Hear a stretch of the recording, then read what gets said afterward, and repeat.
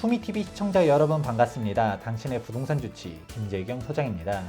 요즘 부동산 시장이 정말 혼란스럽지 않습니까? 부동산 투자를 어떤 식으로 해야 될지, 지금 있는 부동산들은 어떤 식으로 대처해 나갈지 정말 고민이신 분들이 많은데요. 이번 영상은 위기 속에 기회가 있다 라는 주제로 한번 준비해 보았습니다. 저도 이런 식으로까지 조정이 올 거라고는 보지 못했었는데요. 어떤 식으로 현재 상황을 대처하고 있는지, 제가 지금 하고 있는 부동산 투자의 포지션은 어떤 식으로 나와 있는지도 여러분들한테 한번 공유 드리면서 부동산 시장을 바라보는 데 있어 참고하시는 데 도움되시길 바랍니다.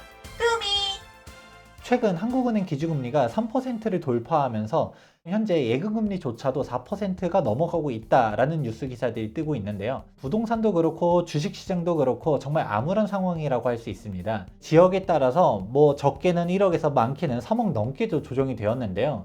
그렇다 보니까 저희 가족 단위로 보게 되면 꽤 많은 부동산 가격에 손실이 있는 것은 사실이긴 합니다. 그렇다고 해가지고 저희 가족들이 이런 상황에 대해서 동요하고 있느냐? 생각보다 차분하게 대처하고 있는데요. 그 부분에 대해서 여러분에게 하나씩 설명드리도록 하겠습니다. 우선 첫 번째로는 상생임대주택 제도의 등장입니다. 전세 금액이 요즘 조정되고 있다, 전세자금 대출 금리 때문에 월세화가 되고 있다 라고는 하고 있지만, 전세 금액을 최대한 다 올리기보다는 해당 정책을 이용해 가지고 비과세 요건도 맞춰 가려고 하고 있습니다. 바로 상생임대주택이 등장하다 보니까 2년 실거주를 안 한다 하더라도 비과세 요건을 맞춰지게 되었죠. 5% 이내로만 올렸다 하더라도 그렇게 올라간 전세 보증금을 통해 가지고 좀 더 버틸 수 있는 자금들도 마련하고 있습니다. 두 번째로는 재개발, 재건축을 통해서 완성된 신축 아파트가 아니면 재개발들을 많이들 가지고 있습니다.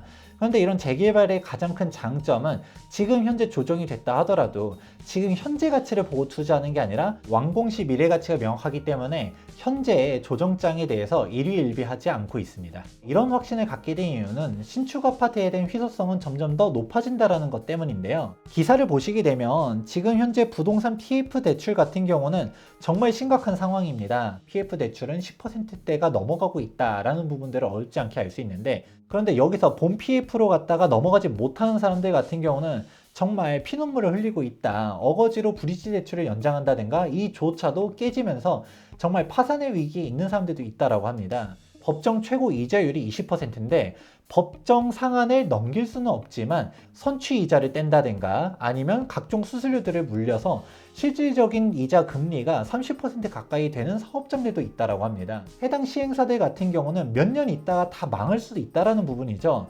신축 공급은 절벽이 오게 된다라는 부분들을 알 수가 있습니다.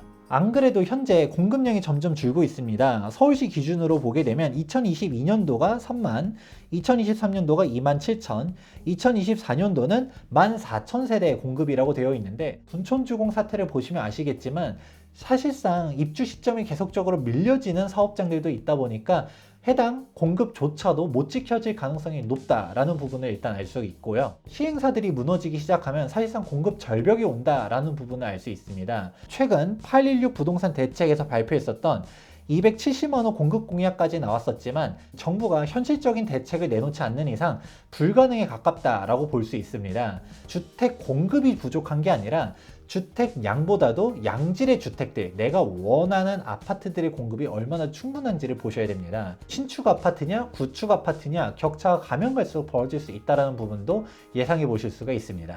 단순히 신축 아파트 효율성이 높아지기 때문에 재개발, 재건축, 그리고 신축 아파트를 보유하고 있다라고만 얘기하진 않습니다. 지금 현재 나타나고 있는 현상 중 하나가 바로 월세화입니다. 전세자금 대출 금리가 높아지다 보니까 전세로 있기보다는 월세로 움직이고 있는데요. 월세에 대한 비중이 계속적으로 높아지고 있다는 부분 심심치 않게 알아볼 수가 있고요. 그렇다 보니 월세 지수 역시도 계속적으로 높아지고 있습니다. 그러면 사실 무주택자 입장에서는 가만히 있는 것도 선택지가 안 된다는 부분도 알 수 있죠.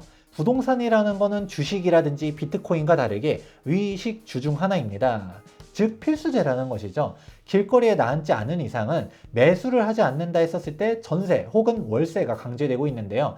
전세 선택을 안 하니까 월세가 높아지고 있지만 월세가 계속적으로 높아지게 되면 어떻게 될까요? 계속적으로 월세 부담을 지기보다는 부동산 매수로 넘어가자라는 심리가 언젠가 다시 되살아날 수가 있습니다. 지금 현재 금리가 계속적으로 올라가는 이유가 바로 무엇인가요?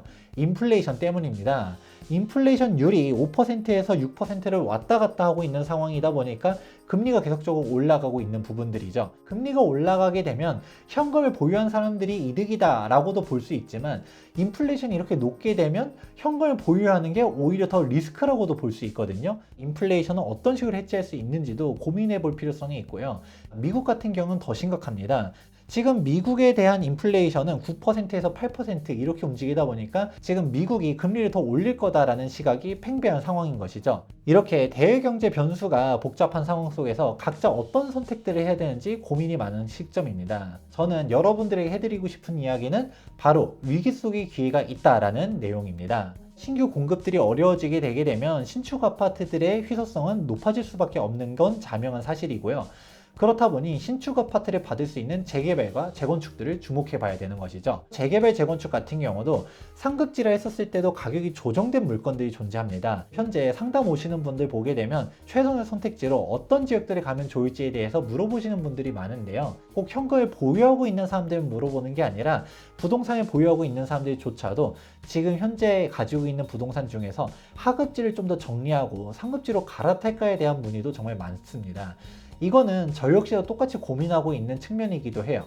왜냐하면 제가 가지고 있는 부동산 중에서도 좀 더 외곽에 있는 부동산 같은 경우는 가격이 2억 정도 조정된 물건들이 있는데, 상급지 중에서도 가격대가 2억 넘게 조정된 물건들이 있습니다. 그러면 아이러니하게도 예전보다도 갈아타기 더 수월해진 시점이 오기도 했다라는 부분도 알 수 있는 것이고요.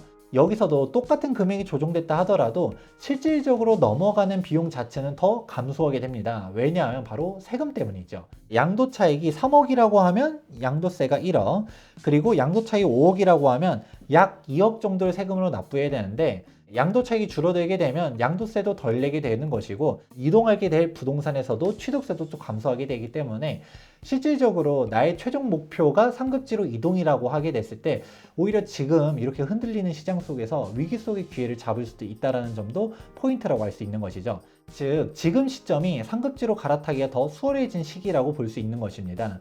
여기서 또 반등하기 시작하면 상급지가 또 먼저 올라가고 하급지는 나중에 올라가다 보니까 저조차도 하급지 물건을 정리하고 상급지로 갈아타야 되는가 고민하고 있습니다. 결국은 부동산 시장은 사이클이기 때문에 이렇게 공급이 절벽으로 가게 되면 신축 아파트를 중심적으로 해서 희소성이 점점 더 높아질 거라고 보고 있습니다. 여러분들은 각자의 자산 현황에 맞춰서 인플레이션 어떻게 대응해야 될지, 이 월세화를 어떻게 대비해야 될지를 고민해 볼 필요성이 있는데요. 즉, 결국은 부동산은 필요하다.